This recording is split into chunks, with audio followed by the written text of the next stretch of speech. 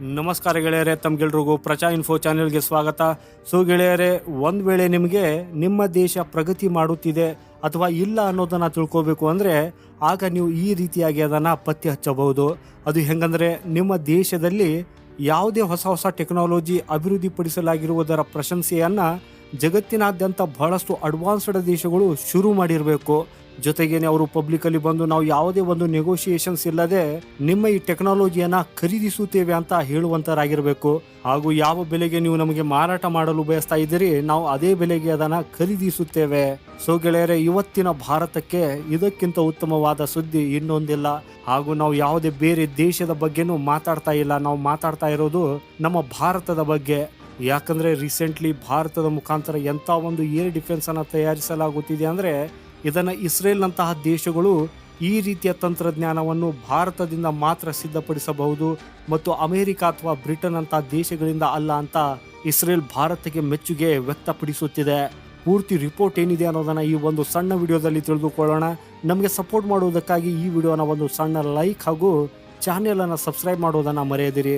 So ಗೆಳೆಯರೇ, Iran ಮತ್ತು Israel ನಡುವಿನ ಸಂಘರ್ಷ ಪ್ರಾರಂಭವಾದಾಗಿನಿಂದಲೂ ಇಸ್ರೇಲ್ನ ಲೇಸರ್ ಡಿಫೆನ್ಸ್ ಸಿಸ್ಟಮ್ನ ಬಗ್ಗೆ ಸಾಕಷ್ಟು ಚರ್ಚೆಗಳಾಗಿವೆ.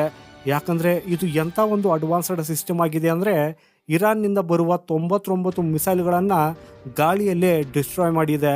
ಹಾಗೂ ಈ ಸುದ್ದಿ ಬಂದ ತಕ್ಷಣವೇ ಆಗ ಈ ರೀತಿಯ ಶಸ್ತ್ರಾಸ್ತ್ರಗಳನ್ನು ಹೊಂದಿರುವ ಪ್ರಪಂಚಾದ್ಯಂತ ಯಾವ ದೇಶಗಳು ಇವೆ ಅನ್ನೋ ಚರ್ಚೆ ಪ್ರಾರಂಭವಾಗುತ್ತದೆ. ಹಾಗಾಗಿ ಇದರಲ್ಲಿ ಹೊರಬರುವ ಎರಡನೇ ಹೆಸರಂದರೆ ಅದು UK. ಇವರ ಹತ್ತಿರನೂ ಕೂಡ ಈ ರೀತಿಯ ಲೇಸರ್ ವೆಪನ್ಗಳಿವೆ. ಜೊತೆಗೆ ಈ ರೀತಿಯ ಆಯುಧಗಳನ್ನು ಹೊಂದಿರುವ ಲಿಸ್ಟಲ್ಲಿ ಅಮೆರಿಕನೂ ಕೂಡ ಸೇರಿದೆ. ಇವರೆಲ್ಲರೂ ಯಾವುದೇ ಏರ್ಕ್ರಾಫ್ಟನ್ನು ಗಾಳಿಯಲ್ಲೇ ಡಿಸ್ಟ್ರಾಯ್ ಮಾಡಬಲ್ಲರು. ಅದೇ ಸಮಯದಲ್ಲಿ ಭಾರತದ ಹತ್ತಿರ ಈ ರೀತಿಯ ತಂತ್ರಜ್ಞಾನ ಇದೆನಾ ಅನ್ನೋ ಪ್ರಶ್ನೆ ಉದ್ಭವಿಸುತ್ತದೆ.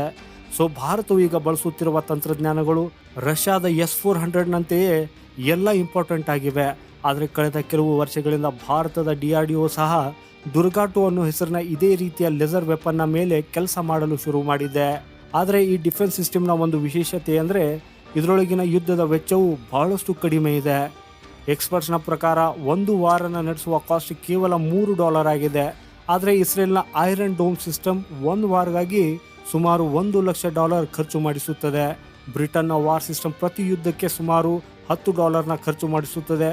ಆದರೆ ಅಮೆರಿಕಾದ ಏರ್ ಡಿಫೆನ್ಸ್ ಸಿಸ್ಟಮ್ $15ರಿಂದ $20 ಖರ್ಚು ಮಾಡಿಸುತ್ತದೆ.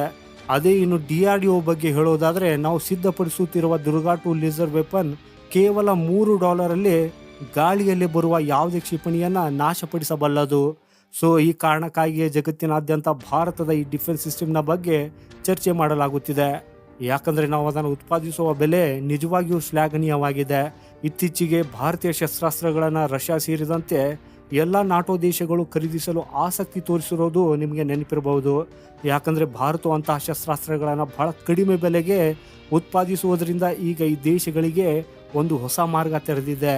ಯಾಕಂದರೆ ಅಮೆರಿಕ ಮತ್ತು ಇಸ್ರೇಲ್ನಿಂದ ಬರುವ ಶಸ್ತ್ರಾಸ್ತ್ರಗಳು ಅವರಿಗೆ ತುಂಬ ದುಬಾರಿ ಆಗುತ್ತಿವೆ. ಹಾಗೆಯೇ ಇಸ್ರೇಲ್ ಮತ್ತು ಇರಾನ್ ನಡೆಸಿದ ದಾಳಿಗಳಲ್ಲಿ ಇರಾನ್ಗೆ ಕೇವಲ $60ರಿಂದ $65 ಮಿಲಿಯನ್ US ವೆಚ್ಚವಾಗಿದ್ದರೆ, ಅದನ್ನು ತಡೆಯಲು ಇಸ್ರೇಲ್ಗೆ ಸುಮಾರು $1 ಬಿಲಿಯನ್ ಖರ್ಚು ಮಾಡಬೇಕಾಯಿತು. ಹಾಗೂ ಪ್ರಪಂಚಾದ್ಯಂತ ನಡೆಯುತ್ತಿರುವ ಜಿಯೋ ಪೊಲಿಟಿಕ್ಸ್ ಟೆನ್ಷನ್ನಿಂದಾಗಿ DRDO ಈ ಪ್ರಾಜೆಕ್ಟ್ನ ಮೇಲೆ ಬಹಳ ವೇಗವಾಗಿ ಕೆಲಸ ಮಾಡಲು ಪ್ರಾರಂಭಿಸಿದ್ದು, ಶೀಘ್ರದಲ್ಲೇ ಭಾರತವು ಇದನ್ನು ಯಶಸ್ವಿಯಾಗಿ ಪರೀಕ್ಷಿಸಿದೆ ಅನ್ನೋ ಸುದ್ದಿಯೂ ಕೂಡ ಹೊರಬರಲಿದೆ. DRDOನ ಈ ದೊಡ್ಡ ತಯಾರಿಗಾಗಿ ದಯವಿಟ್ಟು ಕಾಮೆಂಟ್ ಬಾಕ್ಸಲ್ಲಿ ಜೈ ಭಾರತ್ ಅಂತ ಬರೆಯಿರಿ. ಭಾರತದ ಇಂತಹ ಯೂಸ್ಫುಲ್ ಇನ್ಫಾರ್ಮೇಟಿವ್ ವಿಡಿಯೋಸ್ಗಾಗಿ ಈ ವಿಡಿಯೋನ ಲೈಕ್ ಮಾಡಿ ಹಾಗೂ ಚಾನೆಲನ್ನು ಸಬ್ಸ್ಕ್ರೈಬ್ ಮಾಡೋದನ್ನು ಮರೆಯದಿರಿ. ವಂದೇ ಮಾತರಂ. ಭಾರತ್ ಮಾತಾ ಕಿ ಜೈ.